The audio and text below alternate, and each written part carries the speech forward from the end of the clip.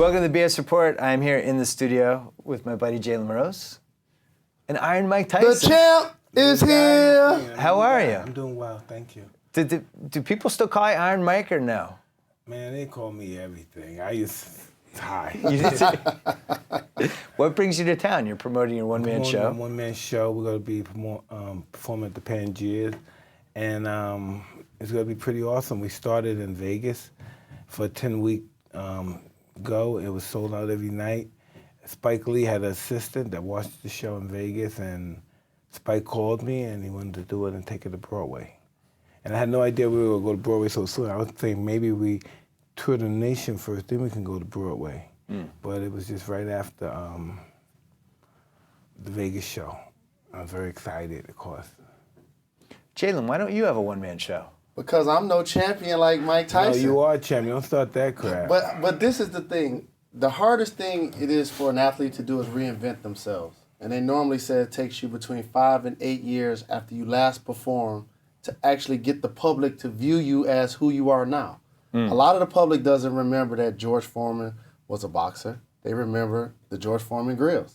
Or John Madden was a football coach, that he was the coach of the Raiders. You have managed to do that. Can you talk about rebranding yourself to the public in movies and not what you're doing on Broadway? Well, I don't know anything about rebrand. That's the new phase, new word they talk about. I just wanted to change my life. I wanted to stop using drugs. I just wanted to change. I just want to say, well, listen, I did this all before, but I'm doing this stuff. I'm sleeping with strangers every night and stuff. I'm doing the drugs. I'm doing everything, and it's not taking me anywhere. I'm not feeling good. Let's try something new. But it wasn't What year was easy. that when that happened? Maybe on what? 2009. Because when I was working on Kimmel's show when you co-hosted, and you had the medical marijuana with you at that point. Yes. And a couple writers made the mistake, I was not one of them, of going into your dressing room and they were out of commission for like 24 hours because you had like the potent stuff. So those days are over, I'm guessing. Well, every now and then they appear, but we can't blame that. I'm just really happy that I'm not doing cocaine and heroin and stuff. I'm really happy that I'm not drinking anymore. So you were doing heroin at one point? Yeah, I have some issues. Yeah. When was that? What part of the decade? Was that in the mid-2000s? Yes. Really? Yeah. I didn't know it got that bad. I knew a lot of things you don't know about me. Only thing you know about me is what I tell you. Right. That's what other people tell you. But really trust it. Take it from my words, my mouth. So what happened that, you'd retired from boxing? Were you having trouble dealing with post-boxing life, or you're a celebrity at that point? Maybe so. You like to say no because you don't like to think of yourself as in that little corner that this is all I'm about there. But yeah, that's all I did since I was 12 years old at a real high level. That's all I ever thought about doing. I never thought about doing anything else. I thought about after boxing, maybe I'd die or I'd be working up. Most boxers before me, and I think they never, Gene, Tony, Jack, very few of them, not even a 1% radius, they normally go to drinking what they knew before, hanging out with the guys that weren't good for them, and doing what they did before. It just goes all the way back. You go to that high ascend and then that descend. And that's what happened. And fortunately, I just had I had a lot of luck and I had a good support system. Because even though I was around guys that were just, robbing really in the vice and stuff, they were human beings, I never had to worry about food or money, or, and I don't like to say this, but, they took care of me. I never drugs. I never had to pay for anything. I always lived in good hotels, and I just had some interesting friends, that were good hearts that cared about me. But both of you guys were famous early. You were famous when you were 18, Jalen. And you were famous. I remember reading about you in Sports Illustrated. You must have been like 16. Yeah, listen, I was incarcerated when these guys were playing. Would you play 92, 91? Yes, 92 and 93. Oh, yeah, you were in jail. Yeah, 92. I was locked. I was watching your guys play. That.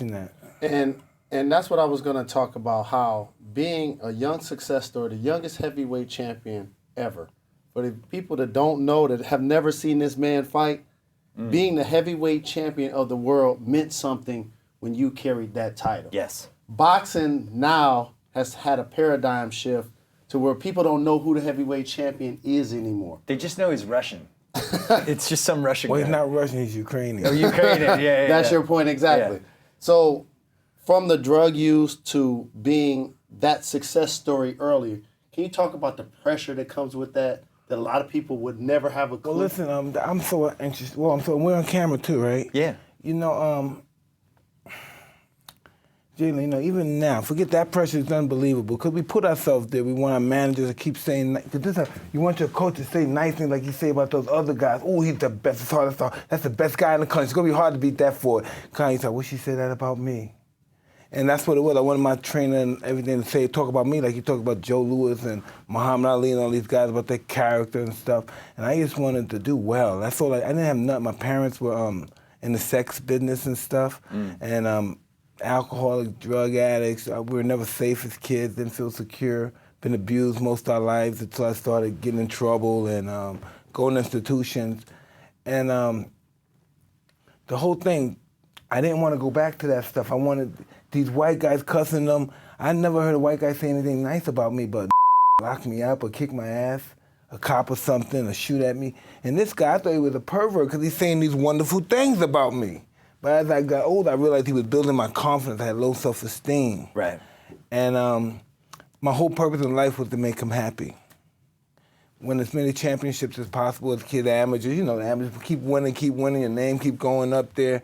And the system goes like that. I don't know how but this is how it normally goes. Mike, if you win this fight, you get this car. Mike, if you win this, you're going to be wealthy. Mike, if you win this amateur championship, I'm going to buy you a jacket. You know, It's always like, you do this, you get rewarded. You do this, you get rewarded. And that's how it was basically a reward system.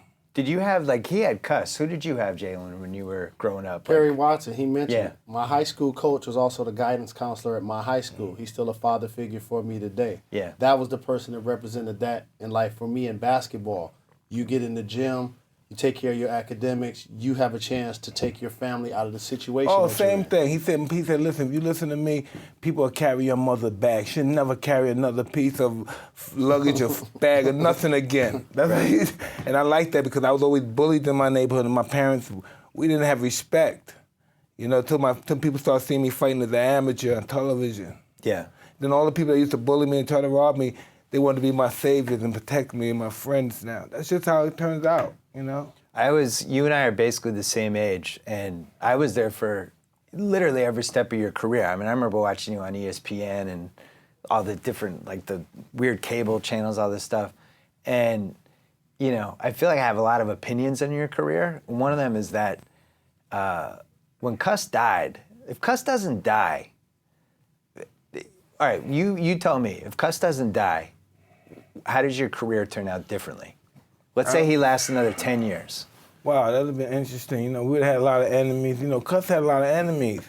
There's a lot of things people don't know about Cuss. Cuss was in exile when he met me. You know, the boxing world was laughing at him, calling him a weirdo. They really did a number on him. So he was in exile. And he was in the Catskills, right? Yeah. He was training fighters, but all of a sudden I came at 12 years old, and the first day he saw me fight, he said, "This is the one. This is I swear to God, this is what I don't understand in my life. This old white fucking guy. You know, he looks at me, he's been fighting on me, I don't know what I'm doing. I'm getting the crap beat out of me while I'm in the ring. But I'm trying hard, but I'm bleeding, I'm getting the crap, I'm getting shellacked." And he said, "This is the one. This is who I've been waiting for." I'm getting shellacked. I'm getting the crap beat out of me during the session. And this guy said, "This is the one I've been waiting for." And when did you know that you were worthy of that respect? When I was 15. About age 15? 15. How come? Well, he took him 2 years to build me up. Right. But the thing that was amazing about you as a boxer, and it actually started slipping as your career went along, technically, you were great. That was the thing that you never got enough credit for, because everyone's like, "Oh, Tyson, he's unstoppable. Everybody's afraid of him." They thought it was only power. You were going body, face, you were throwing 4 or 5 punch combinations that it was clear that you had put a lot of study into the whole art of boxing. Even to this day, even a lot of experts, and that's why, because there's just such an overwhelming belief that this is a tough man's sport. It's, "Oh, he's tough." This is not a tough man's sport. A tough man's he's going to talk funny at the end of the day in this business. Yeah. This is a thinking man. This is a smart man's sport. The guy that wins the most at the apex of this game is the smartest fighter is wins. It looks like he's the strongest because he knocks you out, he beats you. He's the smartest. You only win because you're the smartest. You only reach that level where Floyd and those guys at because you're smarter, not because you're tougher or stronger, because you're smarter. And that's why, like, when you lost to Douglas, and there were a lot of reasons you lost to Douglas, but you weren't fighting the way you used to fight. Like, you were just headhunting. You were going for knockout. You were just trying to punch him in the head, knock him out. I thought I was the guard. You know, I even thought I was a guard. But, you know, those things that happen, that's because something bigger was happening up there. Right. You know? And sometimes you say, oh, this is me and something. So you can never feel sorry for you. Because I'm one of those guys that feel sorry for other. No, because it's happened for a reason. We're just here as pawns, and things happen for a reason, and we get perspective and we get personal about it. And say, why me? And feel sorry for myself. You know, it's ordained. Everything that's happened is ordained. Jalen, how old were you when he beat Spinks? That 88. 88. I was 15. Did you see that fight? I 100% saw that fight. Because I think the Spinks fight and the Douglas fight to me are two. Not only do I remember watching them, I remember where I was. I remember everybody who was in the room with me, and just everything. Like, those were two. I don't think boxing has experiences like that anymore. I want to give you an anecdote. Just watching this man enter the ring with his black boots on, with no socks, no robe. That was as raw as it got. And I wanted to harness that as a basketball player. Yeah. And a couple of years later, that was one of the things that helped feed the black shoes. Oh, the Fab Five. Interesting. Mike Tyson was the first person that was away from the norm. And he still was a badass. That's what made him great to us. So you had the Bad Boy Pistons, and you had Tyson. And those were the two influences heading into the Fab No doubt about it. Interesting. That's so interesting he said about the Pistons, because when I think about when Isaiah and those guys were playing, and it had nothing to do, and this is where it almost contradicts what I say, it had nothing to do, it doesn't even look like it just looked like it was full fear, force, and intimidation. Yes. But that's part of an art too. Yes, it is. That's an art too. A lot of people, when you're an intimidating factor, like the basics, they don't like you because you're intimidating, you're scary, you're threatening, you know, but that's an art too. Somebody's got to do it. Somebody's got to do it. And even in the finesse sport like golf, they said one of the greatest things about a Tiger Woods is that when they see him on the back nine and he's still in the running, a lot of people get intimidated. Yes. Imagine if you're in the ring with the person and you got to exchange blows with them. But this is also what's dangerous about that particular art of intimidation. This is the only thing, but it's very rare. That's why that art is so successful to intimidation, that you could intimidate a guy to kick your ass. He gets so scared he kicks your ass. Oh, he outplays you. Almost like you're cornering a dog and he just... Yes, so he out-golf you, out-tennis you. Yeah. Fear is a factor that, ooh, God, if it's... Man, some guys, what do they call it? We always say in boxing, don't ever let a coward get brave. If a coward get brave, it's going to be so hard to stop him. So... You know, they do that in basketball too? Absolutely. Let a coward, he's a coward, and he shooting, never hitting things he never hit in his life. Nobody said they don't even think he's the same player. Who is he? Correct. And that's why a lot of older players don't like some of the way that today's game is being officiated. Because the game used to be more physical. Like, if you wanted to go against a top player back then and he was really kicking your butt, you can hard foul him. And it'd just be, go to the line, make 2 free throws. Now all of a sudden you get villainized. It's a flagrant foul. It's a technical foul. The reason that is because we're trying to change the atmosphere of the society we live in. We have to be more moral consciousness. Well, we're making everybody wimps. Is what we're doing. We're not making. We're making them pretty moral conscious. You know, because you have to really. Our sports dictate our society. When you see a guy like Mike Tyson biting people, you have to you and everybody else. Then that gives society a right. Well, he did. I can do it too. Yeah. You know? So it's all about how we dictate our morals in our life, how the rest of the people coming after us are going to dictate. There's always going to be one that diverts and stuff, but that's just how it is. I realize that the way the guys... So it seems like you realize that now. Yeah. But when you were in the moment... No, I wanted to be like Roberto Duran. I wanted to tell people grab my crotch and bite, and I wanted to be defiant, but that's because of my lifestyle. So Duran was your big influence? Yeah. Oh, that's interesting. Yeah, I never could be Ali, because Ali was always beautiful and tall, and I felt I was always small and ugly. I hated Duran so much when he beat Leonard. I went closed circuit for that. That's the only, in Montreal. I almost near tears. Awesome I was so upset. That fight turned me out. That fight's the first. I never felt a feeling like that since. Because you're rooting for Duran?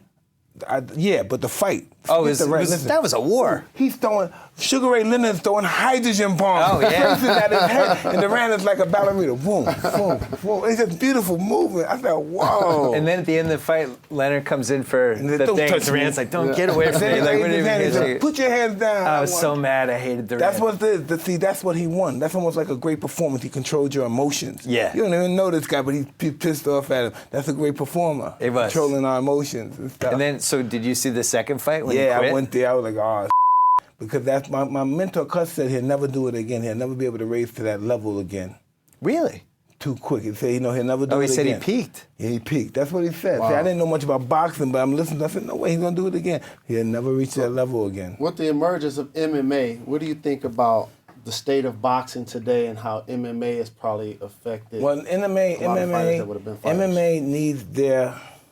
He needs their Mike Tyson. They need their light and the shine. Yeah. You know what I mean? They need their light. But once boxing's gonna always come. Boxing's been dead for many years before we were born. And there's always gonna be some guy. It's all about the personality. You know, you got the skill. You gotta have a little skill. You don't have to have a great deal of skill. You have a little skill enough and be a little tough, and you got that personality. It's all about personality. Well, I do wonder, like, who gets into boxing? Like, you got into boxing because you were poor and you didn't have a lot of life options at that point. Well, and that seems to be most of the people that get into boxing. This is a poor now. man's sport. Yeah. The only thing all the fighters have besides Muhammad Ali is probably the only one that was a middle class fighter. Muhammad Ali never had a street fight. Oh yeah, he was from what, Louisville? Louisville, yeah. you know, but he was just, he's just an animal. He looks more like a model than a heavyweight champion. But man, he's just a ferocious animal. You got to kill him to beat him. Right. When he's tight, when he's right on top of his game, you got to kill him. If he got anything left, he's going to come with you. You got to kill him. He doesn't want to lose. I never met anybody like that. Losing means everything. Winning means everything. Everybody thinks winning means everything till they're ready to die for that W. Then it doesn't mean that much to him no more.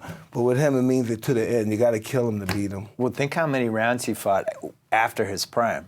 You're talking about like from 1970, probably the second Frazier fight on.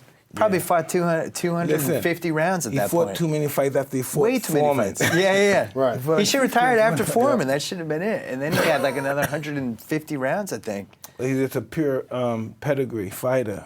Yeah. They're gonna fight till they die. You gotta make sure you gotta let them know I got nuts. That's what happened for Holmes. And you gotta beat me till I die. You gotta beat me till I know they're not gonna stop by saying no, you're too old. And You had a couple of those. Yeah, you gotta prove them. And that's what I wanted to ask, how we both have had to deal with this when you have to give it up, when you know that it's time to retire. A lot of times athletes stay too long. A lot of times athletes don't know when they're able to retire. Most people can't write their ending to be storybook. Can you talk about that part of Well, nobody really knows what the ending is. We don't know what God has in store for us. We don't know what our ending will truly be.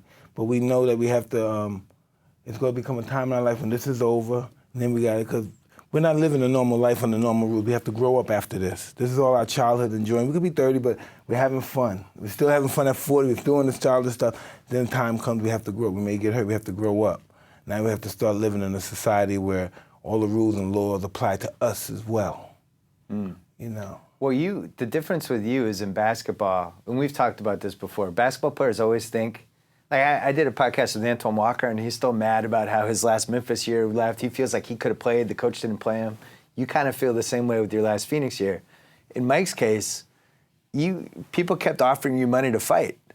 And I mean, I'm sure that even like your last couple, you were getting a few million to do those fights, right? And after a while, you're like, I know I shouldn't do this. I'm gonna get probably beaten up. I'm shot as a fighter, but here's this check. No, I was still offer, even after I lost I was still offer like $100 million to fight people and stuff. But I said, I'm not gonna do this to the sport of myself. You know, Right. I wanted to continue like this, that people respecting me and not seeing me all cut up or talking like I have a jigsaw puzzle in my mouth. Right. So I just don't want that. That could still happen as time progressed. I just don't want that. I just don't want that. Well, you only got beaten up. How many fights did you really take some? Probably 2 fights.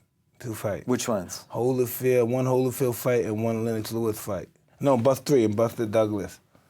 What about Was there a Razor Ruddock fight? Yeah, well, he beat me up too. I forget. I'm only talking about the fights I won, but I got beat up in that fight too. There's a couple in the mid-'90s that were like sneaky good. Yeah, fights. I shouldn't have fought that guy a second time because after I fought him a second time, something wasn't right. Right. When you came out of jail versus when you went into jail, like how much atrophy was there as a fighter? Nothing left.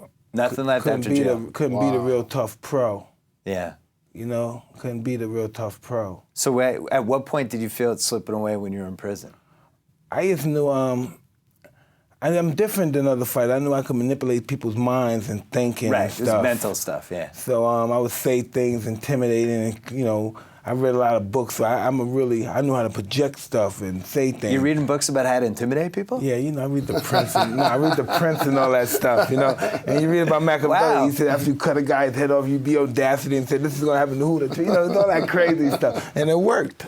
It worked. It's funny, Jalen, we played pickup hoops on Sunday. Jalen was doing this to the guys we were paying. Yeah, I talked he's open for a reason. He's open for a reason. Yes, it was a indeed. benevolent trash. And I have to thank Mike because I've actually been to Mike's Vegas house back in the day when Mike was really champagning and campaigning. Yes. And I appreciate you allowing me to be a fly on the wall at your beautiful home. No, that's just good stuff. This is what I learned. They don't do this no more now. They're so afraid of lawsuits. They even tell me this.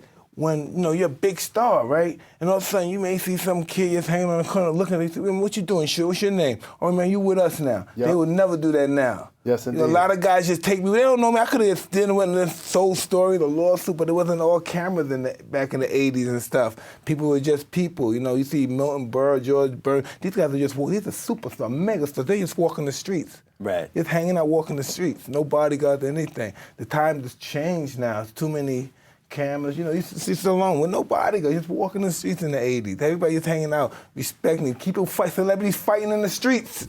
It's just, everything became too polarized now with press and everything. Everybody's selling each other's hearts and nobody's anybody's friend. Everybody's trying to get ahead and, we need more love and consideration than, money and power. Everybody wants to be the main guy because that camera right here, this is a narcotic. This is worse than cocaine and heroin right here.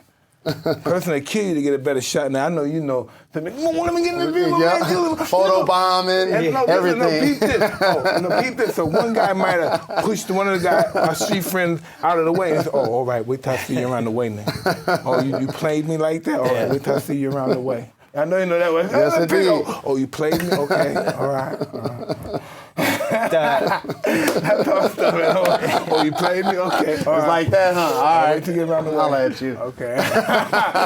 Can't get in the picture, huh? The other thing that was happening, you're rising to prominence, and the whole hip-hop world's taking off at the same time. And we actually did a 30 for 30 a little bit about this with the night you fought in Vegas and Tupac died the same night, but no. Were those guys attaching themselves to you as that was going? No. This is how it goes. Listen, before it was hip hop, it was just guys that normally either they were street guys that were hustling, pickpocketing, robbing houses and stuff. And then we bought turntables, equipment, and we brought them outside.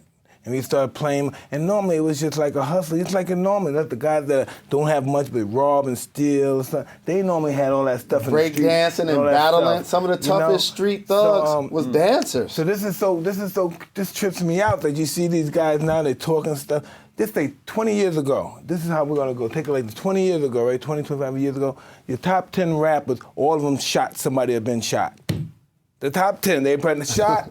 Shot at shot somebody. Right. Now rappers, let's say 95% of them look like boy bands.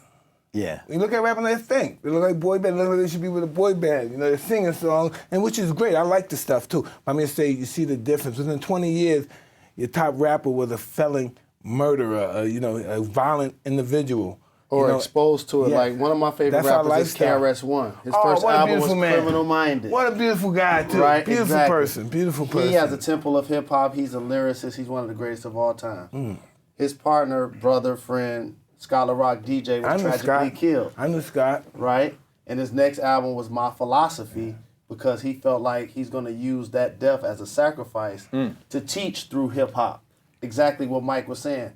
People underestimate all of these people you see in rap or breakdancing or graffiti all of these things that make up hip hop. These cats were actually robbing and stealing and killing to get before the they started to do it. Yes. We used to go to other blocks and dance off versus each other, like in Beach Street, for example. Guys that did music and stuff, those were tough guys in the neighborhood. Not guys, tough guys in the neighborhood.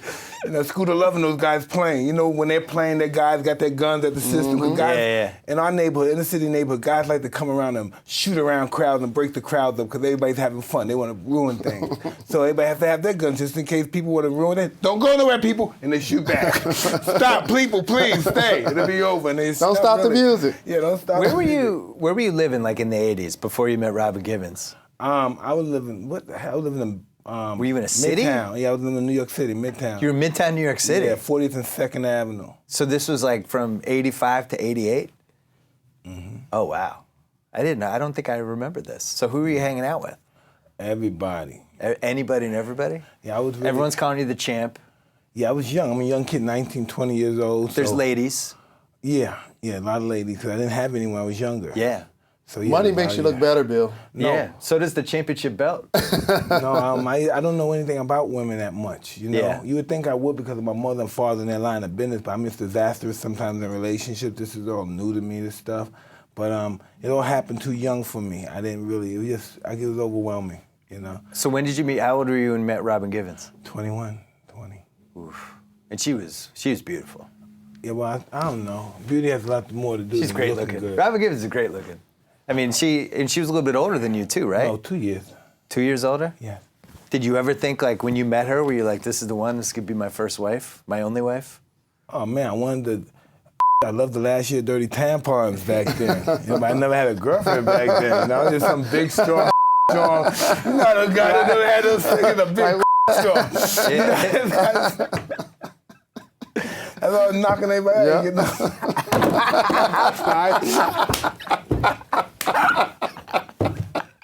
I never had no girls and stuff. I'm sorry. Oh, man, you ever knock girls? No, we got it. Don't even trip about it. It's the man cave, bro. Podcast casualty. I never had girls. That's why, even now, I never really, me and my mother never had a relationship. I see my mother with a lot of men, so when you see the biggest woman figure in life in that, you have a funny feeling, with women. You don't have a good, you don't have a good respect for women. You and Robin were a strange match, though. I mean, you did not have similar backgrounds. No, I never understood people having similar backgrounds. It took similar backgrounds to get along. I never knew that. Opposites attract. They say that in relationships. Yeah. All right. I didn't know anything about women or nothing.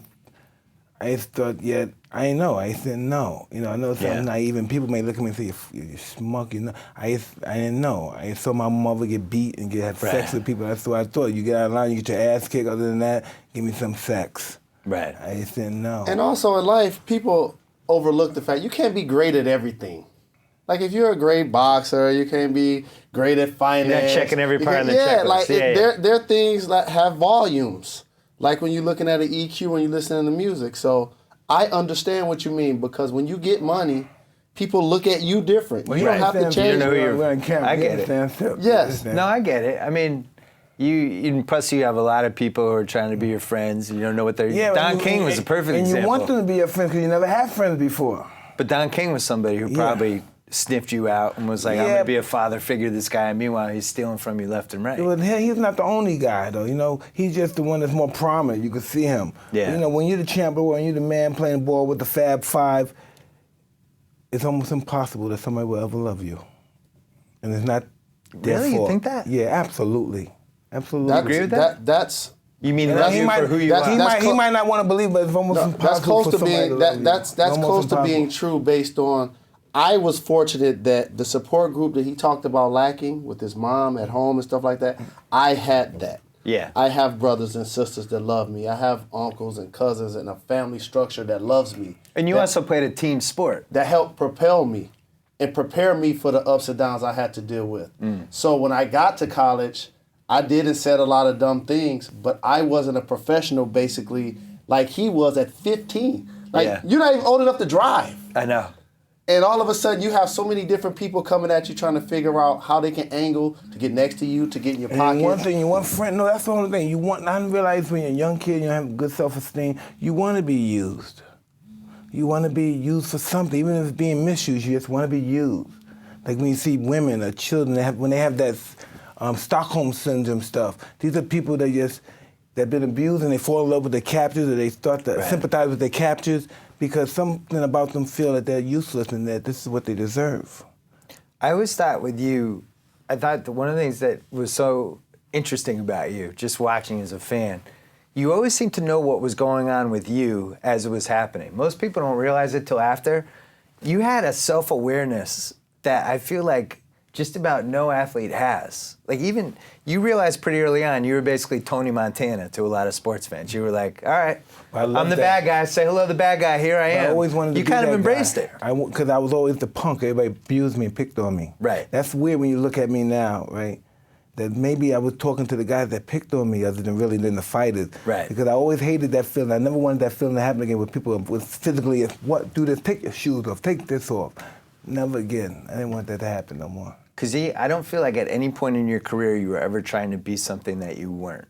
No, I like being. Do you agree with that? I like being I totally that agree. guy. That's what I loved about the champ. And people underestimate how prevalent bullying is in our society. Yeah. It happens on social media. One of the reasons, and I joke about this, that I'm wearing my mustache right now, is because the first time I cut it, because I can't grow a beard at 40 years old, people were all over my case, calling me a pedophile, saying I look like a rapist, like calling me names, literally. And I'm like, wait a minute, I'm taking verbal abuse for this. I remember when I was young, when they called me broke, I was. When they called me skinny, I was. Bad teeth, bad skin, I had all of that. Yeah. So those are the things kids tease me about. So that's why he discusses being bullied, and now I'm the champ. Like, I'm the physical specimen.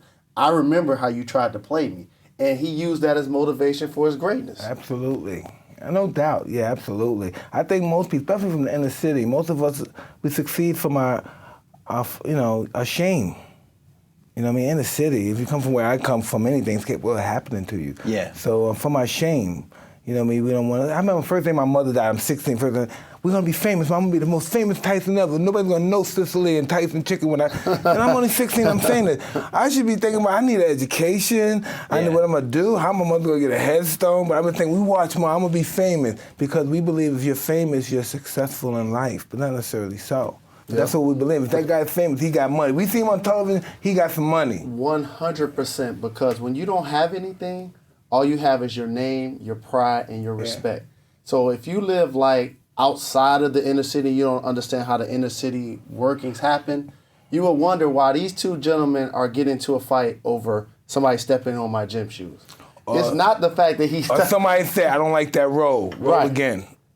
They're dead. They're going to die, probably die, else somebody's going to have a bad sore or something, go home and say, what happened? You know, something bad going to happen. We come from a neighborhood where we're youth. We know when something real bad is going to happen. It's in the air. You know, we know, this is not going to end up well. I'm sure you've seen the Rocky movies, right? Yeah. Many times. Rocky 3, Rocky wins. He gets domesticated. He loses to Clubber Lang. Clubber Lang's the younger, hungrier guy who comes up. That's the best Rocky, that one. It's the best Rocky. That was the best Rocky. Mickey says to him, the worst thing that happened to you could have happened. You got domesticated.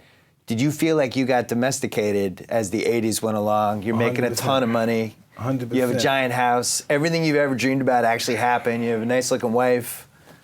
Because this is interesting. I hated that guy, Mike Tyson, so much I never wanted to be him. You hated the guy you became, you mean? No, I hated Mike Tyson. The guy that the mothers and fathers, that pimps and selling people. Oh, I got you. He's this gutter kid, lives in the gutter. All that stuff Mike I didn't like. And so I just wanted to be different. I thought if I go through this and do this, it's no more my past. My past is all about murder and criminal acts and all that stuff. So I didn't want no more of that in my life. But I found out that I had to embrace that. I couldn't run from it. Yeah. When did you find that out? In jail? No. Before that? Just before that, going through my program, through my rehab, through my recovery program. I've been through the whole work, man. My insane asylum. It's all my little acts, all this stuff. My lifestyle that I live, my drugs, my violence, all that stuff leads to like dying, prison, psycho ward. So all those things in general put me in perspective to know has to change and this is how it's going to change. When you lost the title, did like a weird part, because it seemed like you were almost like trying to sabotage the stuff you had in some degree. Was part of you like relieved that you lost the title or no? part of me felt I didn't deserve it. Because so many nice things would happen. I'm used to seeing some bad things. I'm used to being in the room and people, come on, but really, it's really stuff that's not cool. And all this nice thing is happening. All my friends who, this is where it got tricky. You understand? I'm on the top of the world. But all my friends are dead. All my close friends are dead. Or in need. Yeah. And it's hard to be the champion that has all of these great things that he aspired to have. I got the house, I got the beautiful wife, I have all of these things. But I have so many people, 1% or 99%, that have been a part of this progress along the way that feel like I owe them. And you feel guilty because you're not taking care of this guy, No, that guy, I feel guilty because they're dead. And I have no real support, nobody cares about me. You know, so I know. Who were the two guys you brought to Japan who were in your corner? Rory? No, those were some trainers. They were trainers. Those weren't your buddies, though? No, they were my buddies. They were my trip, but these guys are trainers. It seems like that, like, by 1990, those were, like, your two guys, and that was it. Well, sometimes, listen, this is what I learned in life and in my experience. Check this out, brother. Everybody that you fight is not your enemy, and everybody that helps you is not your friend. You know, so you don't know who your friend is. And many times in life, people are going to say they're your friend, but it's going to come a time in life where we have to prove that we're somebody's friend. Me, the guy or the woman, whoever I think is my friend, we have to prove it. And then that's when we know our friend. Jalen, I'm going to prove it to you at some point. That leads I'm going to prove my friendship to you. I'll bury a body if you need it. No, that's not a friend. Trust me. If you got to kill somebody, he's not your friend. You don't want him for a friend. But that leads to the term where almost like somebody will bring flowers to your funeral, but don't bring you soup when you're sick. Yeah. That's what a friend does. It doesn't allow the situation to get tragic. Yes. When a friend sees you doing bad, he don't ask you you're doing bad. He sees it. He takes care of the situation. He don't say you need some money. He sees you need money. He sees you don't look like you used to look. Right. Yes, you need something. The guy has too much pride to ask for money. Don't make him cut his balls off. This is what people do. Well, I loaned him money. You know, that makes him a big shot. In our society, if we put down somebody, that makes us bigger. And that's just the way it is now. Nobody. Sounds like the worst thing that happened to him was if you'd been in a team sport, I think that would have been a lot better for you. In individual sport, you're just by yourself. It's just you against everybody. That's not who I am as a person. You don't think that would have worked? When I met Cuts, that was my first introduction to narcissism. So I wanted to be by myself. Oh, so you wanted an individual sport? Yeah. 100%. So you could have done tennis, golf, or boxing? No, this is what I wanted to do, boxing. That's all I ever thought I could Tennis do. would have been interesting. No, I wanted to box. Boxing was, I was too insecure. I got picked on. I wanted to box. I wanted people to know I was tough. And don't with me. What do you miss the most about boxing? Nothing. Nothing at all? No. Not even coming out, hearing the crowd cheer for you, all that stuff? That caused me. I was too much of a Neanderthal. You know, I couldn't have the life that I have now if I was still that guy. I had to be that guy to be the person I needed to be. Now I'm this guy to be the person I need to be. And I know it's knocking on the door. I want to ask a funny question. Because I read somewhere when you initially got your tattoo that you were going to get a mask. Are you planning on finishing the other side? Well, I don't know. If I stay married, yeah. If I stay married, no. If I don't get married, then I'm gonna mask up. What you did The Hangover kind of introduced you to a whole new under 20 generation, right? Yes. Because none of those people saw you fight. Yeah. Wow. I'm so glad you. Because that's pretty interesting, pretty scary, uncomfortable for me now, because I remember what happened last time. You know, and I have to always be on top of my P's and Q's. Yeah. That's why I just don't want to get caught up, because it's easy to get caught up with a woman. I might, if everything's going well, you know, like my life now, everything's going well, so how can a line be bad? That's how my mind works. This shit is beautiful. Why can I do a drink or do a line? Because this is great. How can this shit be bad? I got all these people saying this is great. You know, so every time I feel, this is how my mind works. This is how my sick mind works. So when good things start happening to me, I get defensive. I said, whoa, is this the devil again? Because you start seeing people you haven't seen, then you start getting money, then you see people you've seen when you had money last time. Yes, indeed. That happens to you too. Absolutely. You don't see them, I got money again. You see these people again. Imagine this. You say, wait, you're happy to see him, but you say, oh, why haven't I seen him? I have to share this dynamic. And I know he got to go, but I have to say this before he goes. And thank you for taking the time, Champ. How about, and I joke about this all the time, how about this? There are people that are walking this earth that are actually upset at you, mad at you, that you tried to feed, that you tried to take care of, that you've given hundreds and thousands of dollars to. How does that make you feel? I have to ask somebody, because I feel like that too. This is the deal. This is interesting. Don't matter how much money you give them, they won't be satisfied. If you had a Ford and you gave him your Rolls Royce, that's not cool. He wants to be you. He wants your Ford, he wants your life, he wants your wife. You can have olive oil, and this guy can have Beyonce. You know, I want olive oil because it's your wife, you know? That's just what it is. That's the mentality. People are not happy with who they are. And they can have more money, more success, more looks, everything, but it's just enviness. That's what it's called, enviness. Enviness, jealousy is wanting to have what you have, but enviness is wanting to be you. Mike Tyson, will you come back and hang out with us again? Yeah, man. This was fun, right? We'll watch some clips. Yeah, it'll be good. Put something up in the air. Come back. Come back. Next time you're in LA, come back. It'll be fun. You're welcome. Thank you, Mr. Champ. Really Appreciate the love, Champ. All love. This was great. Thank you. Thank you. Thank you for watching the Grantland channel. Please subscribe. We don't really know what it means, but the people at YouTube told us it was important.